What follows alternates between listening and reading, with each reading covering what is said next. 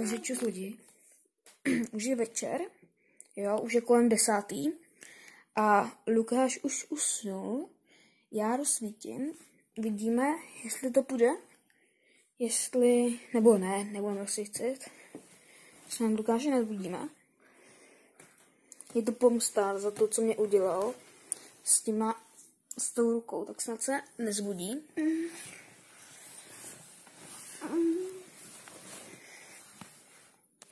Takže lidi, už se potočil. Jenom na to. Otočíme se. Bude to rychlovka.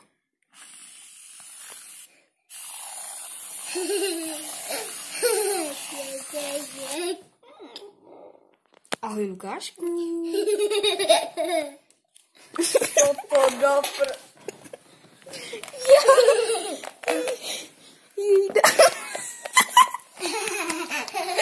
Sladká pomsta! Ne.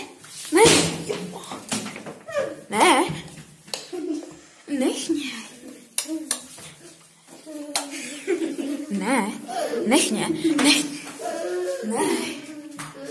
Spadlo ti to.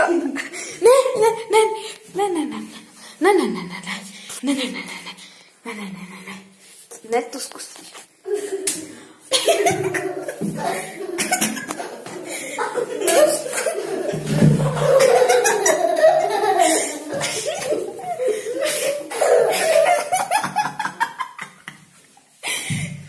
Jak se máš? To si uklidíš. Ne, žádný takový. Koukni si na mě.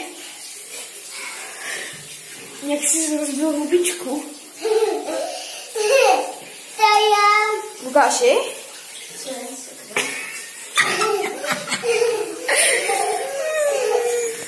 Mám tě rád.